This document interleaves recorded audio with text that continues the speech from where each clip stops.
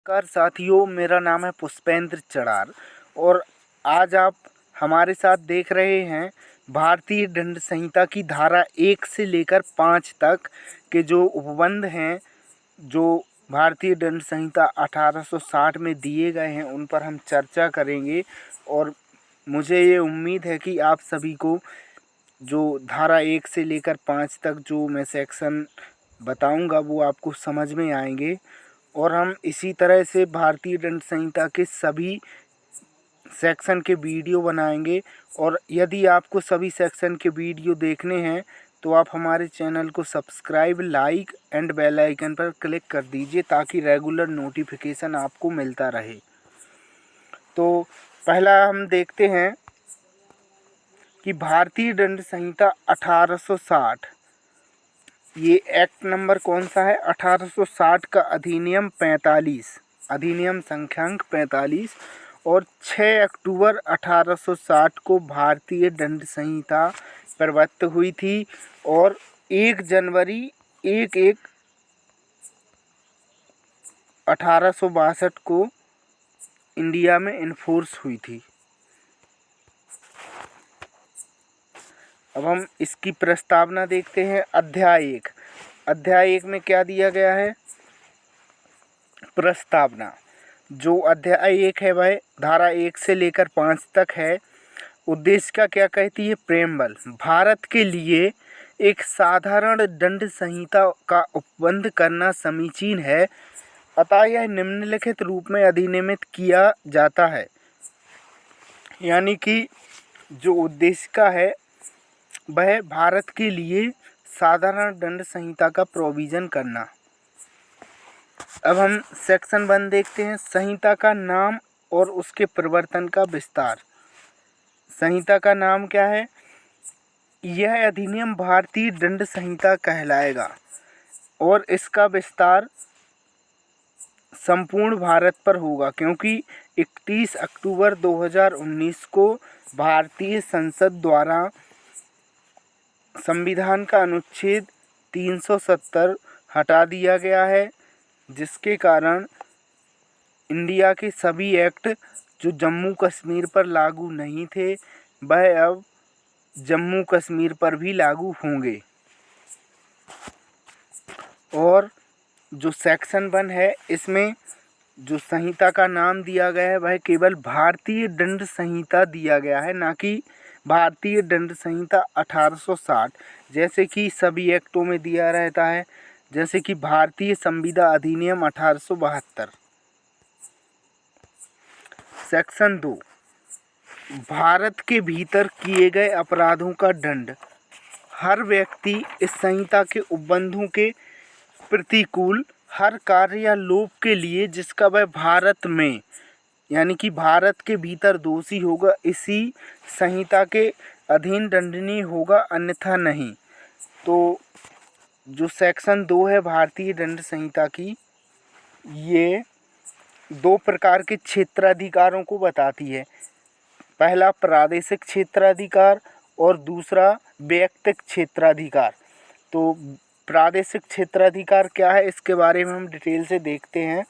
जहाँ कोई अपराध भारत की परिसीमा के अंदर घटित होता है, संहिता लागू होगी और न्यायालय इस तथ्य पर ध्यान दिए बिना कि अपराधी भारतीय नागरिक है या विदेशी, विचारण कर दंड दे सकती है। इसे प्रादेशिक क्षेत्राधिकार कहते हैं, क्योंकि इसमें अपराध न्यायालय के सम्मुख इसलिए लाया जाता है क्योंकि वह भारत की सीमाओं के भीतर गठित हुआ है, जहां क्षेत्राधिकार परिसीमा से जुड़ा है। अब हम देखते हैं वैयक्तिक क्षेत्राधिकार। Personal jurisdiction. जहां किसी व्यक्ति द्वारा भारतीय सीमा के अंदर कोई अपराध किया जाता है, चाहे वह भारतीय नागरिक हो या विदेशी नागरिक हो, संहिता वहां पर लागू होगी, क्योंकि जो व्यक्ति अपराध कारित करता है वह उसके प्रभाव को भारत की धरती पर उत्पन्न करता है, यानी कि भारत की सीमाओं के भीतर उत्पन्न करता है। अब हम देखते हैं सेक्शन 3। भारत से परे किए गए किंतु उसके भीतर विधि के अनुसार विचारणीय दंड। भारत से परे किए गए अपराध के लिए जो कोई व्यक्ति किसी भारतीय विधि के अनुसार विचारण का पात्र हो, भारत से परे किए गए किसी कार्य के लिए उससे इस संहिता के उपबंधों के अनुसार ऐसा बरता जाएगा मानो वह कार्य भारत के भीतर किया गया है। यानी कि कोई व्यक्ति जो भारत से बाहर कोई कार्य करता है, कोई भारतीय व्यक्ति है, कोई भारत के बाहर कार्य कर रहा है, तो यह माना जाएगा कि उस व्यक्ति ने भारत के भीतर ही कार्य किया है, जो कि भारतीय दंड संहिता के अनुसार विचारणीय होगा और भारतीय दंड संहिता के अनुसार ही उसे दंड दिया जाएगा। और जो भारतीय दंड संहिता की धारा 3 है, वह बाहर प्रादेशिक क्षेत्राधिकार की बात करती है और धारा 4 भी वही प्रादेशिक क्षेत्राधिकार की बात करती है। जहाँ किसी भारतीय नागरिक द्वारा भारत की सीमा के बाहर अपराध किया जाता है, ऐसा व्यक्ति भारतीय न्यायालय द्वारा विचारित एवं दंडित हो सकता है और ऐसे क्षेत्राधिकार को जुरिडिक्शन को ही बाह्य प्रादेशिक क्षेत्राधिकार कहते हैं। अब हम बात करते हैं धारा 4 की, राज्य क्षेत्रातीत अपराधों पर संहिता का विस्तार। इस संहिता के उपबंध भारत से बाहर और परे किसी स्थान में भारत के किसी नागरिक द्वारा भारत के में रजिस्ट्रीकृत किसी पोर्ट या विमान पर, चाहे वह कहीं भी हो, किसी व्यक्ति द्वारा किए गए किसी अपराध को भी लागू है। यानी कि धारा 4 है जो राज्य क्षेत्रातीत अपराधों पर संहिता का विस्तार बताती है। Extension of code to extra territorial offences, यानी कि भारत से बाहर किया गया अपराध ये और परे और किसके द्वारा किया जाना चाहिए, भारत के किसी नागरिक द्वारा, और भारत में रजिस्ट्रीकृत पोत या विमान पर किया गया अपराध, चाहे वह कहीं भी हो, मतलब समुद्र में कहीं भी हो, किसी व्यक्ति द्वारा किया गया अपराध ऐसा माना जाएगा कि उसने भारत के एक क्षेत्र पर ही अपराध किया है और वह भारतीय दंड संहिता के अनुसार ही विचारण का पात्र होगा। सबसेक्शन 3, भारत में अवस्थित कंप्यूटर संसाधन को लक्ष्य बनाकर भारत के बाहर और परे किसी स्थान पर किसी व्यक्ति द्वारा किया गया अपराध, तो वो भी यह माना जाएगा कि उसने भी वह अपराध भारत में किया है। स्पष्टीकरण, इस धारा में अपराध शब्द के अंतर्गत भारत से बाहर किया गया ऐसा हर कार्य आता है जो यदि भारत में किया गया होता तो इस संहिता के अधीन दंडनीय होता। यानी कि अपराध शब्द की परिभाषा दी गई है इसमें कि अपराध शब्द के अंतर्गत भारत से बाहर किया गया ऐसा हर कार्य आता है जो यदि भारत में किया गया होता तो इस संहिता के अधीन दंडनीय होता।